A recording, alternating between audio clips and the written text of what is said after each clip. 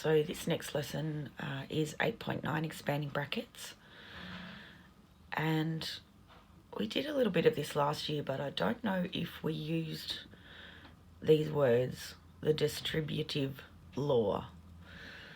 So don't forget to stop, pause and write what's in front of you if you need to pause the video.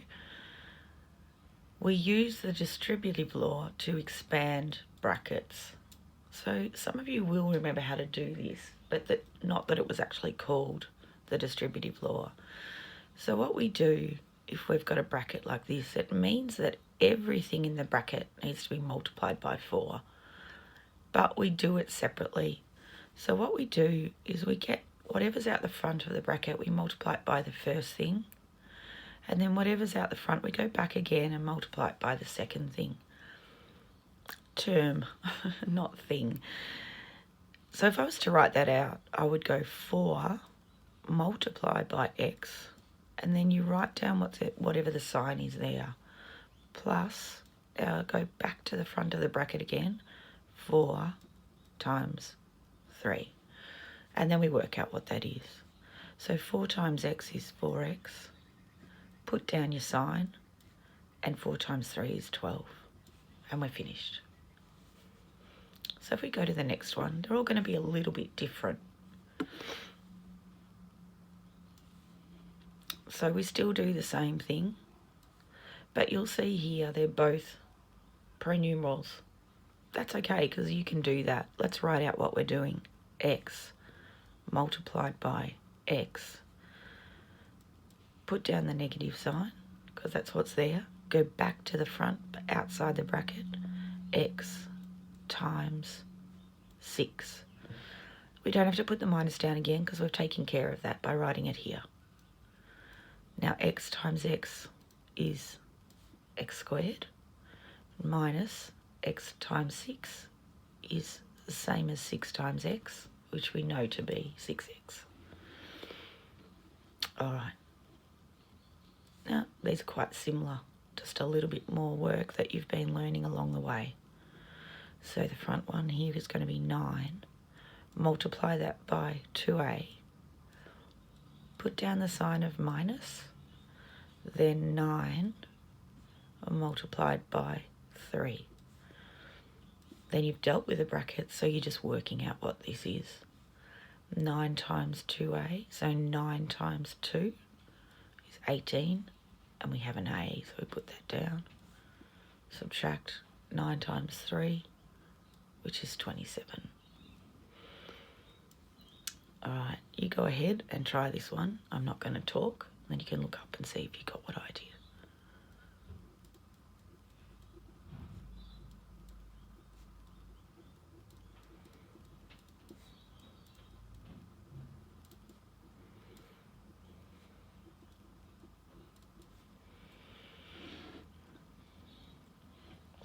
Okay, hopefully you got 3fp minus 12f. All right, we only have 4 more to do, and these ones use exactly that concept. They've just got more in them to do. So you can see here, we've got a bracket. We're going to do what we just did then, but then we have to add 12c to it. There's no bracket with the 12c, so he's just going to be on the end until we're ready to deal with him. Okay, so we're going to go to c multiplied by 5. This is a minus, so put down your minus. Then we have 2c multiplied by c. So we've taken care of this part of our equation.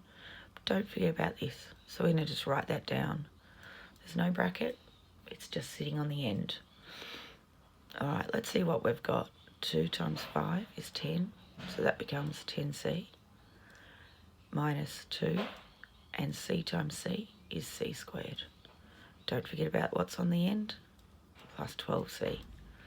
Now hopefully you can see why you have to do things, learn about like collecting like terms before you do these type of questions, because the one last thing you have to do is collect some like terms.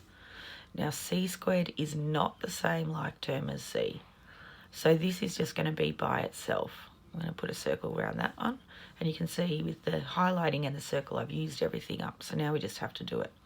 So 10c plus 12c is 22c. And we still have a minus 2c squared. And we can't go any further from what we learned in the last exercise, is that c and c squared are not like. So we can't go any further. All right, now, this one is long, and you're probably going, oh, but it's the same concepts.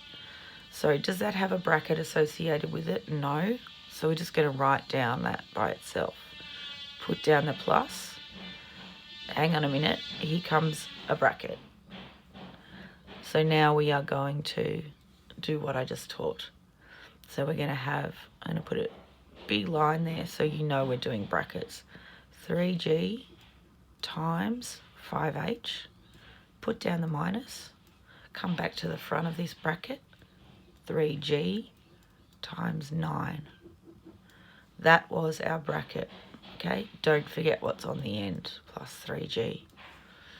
Now, you don't have to do these lines here. I'm just trying to make it really obvious today in this first example, but if you want to, of course you can.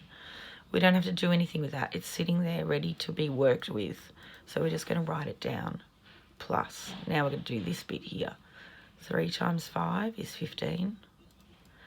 And g times h is gh, okay, which we learnt a couple of lessons ago. This one, 3 times 9 is 27, and there's a g, so put down a g.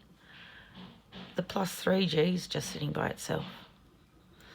So let's have a look at what like terms we have. We have a gh here, and we have a plus gh here.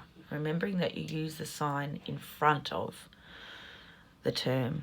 And now these two are the same, so this is going to be minus 27g, not 27g, minus 27g plus 3g. And let's see how we go for a final answer. So these two are like, they're gh. 12 plus 15 is 27 with a g and an h.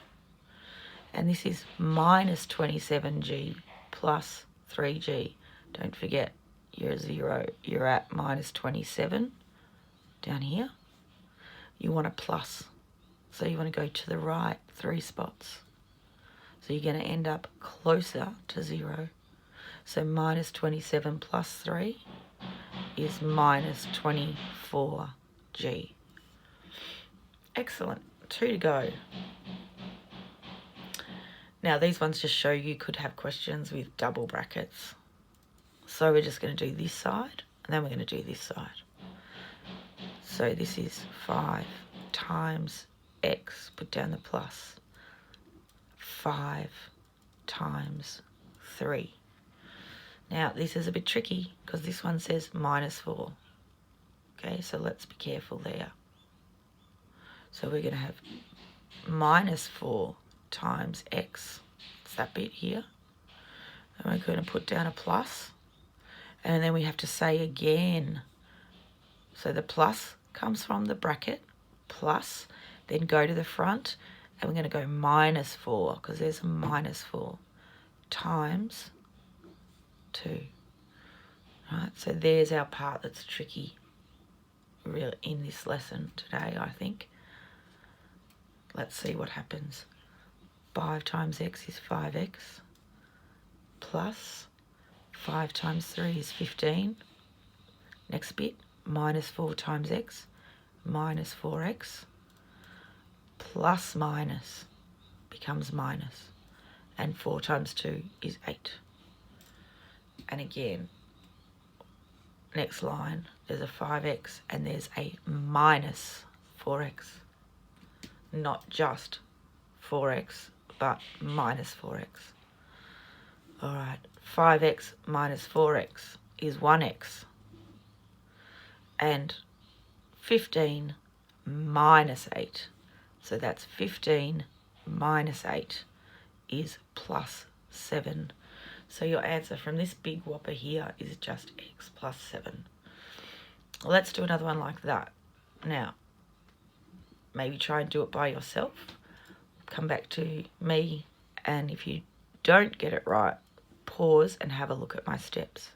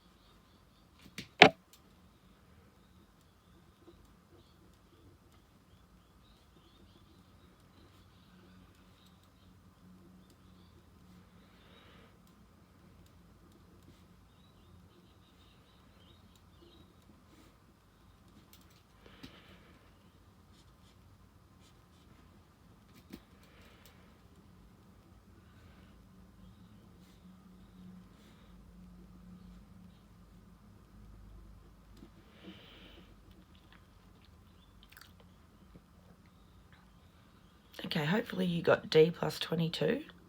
If you didn't, just have a pause and look and see where you may have gone wrong, or come back to me in the class and ask me. You can show yours on the screen and we can work it out together, no problem. Okay, so this is exercise 8.9. The questions you need to do: 1A, E, F, M, N, Q. This says, with my crossings, A, B, D, F, J, K, L, O from 3, 4, A, E, and 8 and 9. Don't forget, please, you must show you're working out. You don't need to show this line if you don't want to. If you want to go straight to here, that's fine. But when it gets more complicated, you should be definitely showing me something in here, not just an answer. And please make sure you correct, because when you show me the photos, I just want to see ticks or crosses. When I see crosses, all I think is I'm going to go through that in class. It's nothing to do with how you're going, so much as letting me know which ones I can do for you. All right, thank you.